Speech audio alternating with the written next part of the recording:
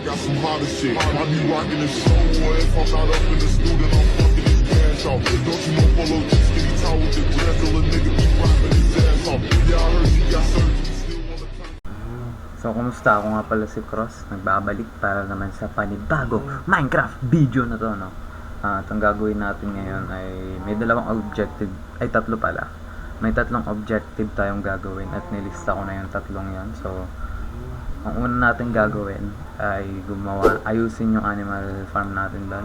Yung pwesto ng mga baka doon. Ayusin natin. At ang pangalawa, ayusin natin tong chest natin. I-sort natin sila. At ang pangatlo, maghahanap tayo ng skeleton farm at gagawa tayo ng skeleton farm. Ayan, dito sa cow farm na to, tingin ko ililipat ko lang siya ililipat ko siya banda kasi masyado malaki yung sasakop niya dito.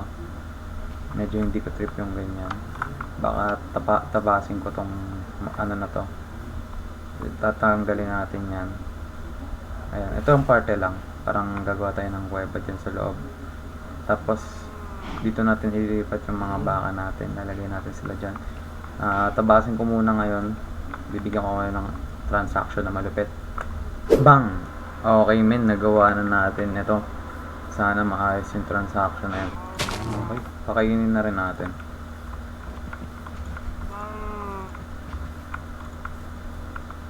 Okay.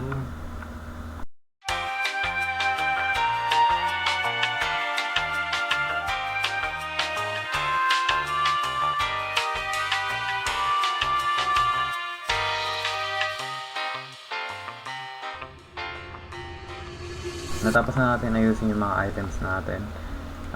Ito na. Ayan, maayos na siya. Tapos ito, dito ko nilagay para mga ano lang tayo. Miscellaneous stuff. Ganun. Naulan eh. Ito. Ay, hindi, napakita ko na yan. So, ito, dito. Dito yung mga bangka. Dito, yung mga side na to para mga miscellaneous item lang din yan. Yung items na hindi ganun ka-importante pero nagagamit naman. Ayun, tapos na natin ang pangatlawang objective natin. Hindi ko yung nakalain na mabilis lang to. Ngayon, ito ang pinakamatagal. Maghahanap na tayo ng skeleton farm. Ayun, nakahanap na tayo ng spawner, pero sad to say, hindi siya skeleton spawner. Ang nakuha natin ay zombie spawner. Ayun, no?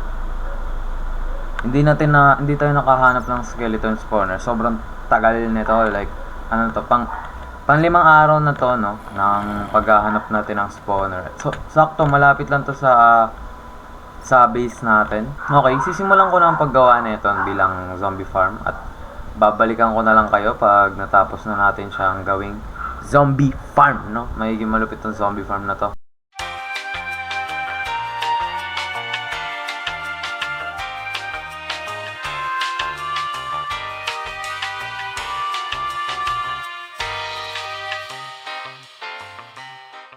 Ayan, natapos na natin yung zombie farm natin, no?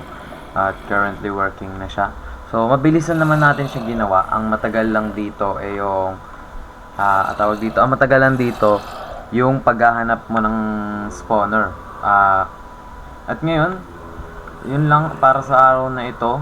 Salamat sa panonood ninyo at sana nasiyahan kayo sa episode na to. Marami akong ginawa. Marami akong ginawa sa episode na to at marami rin akong nagawa sa episode na to. Siyempre, kung may ginawa ka, may nagawa ka.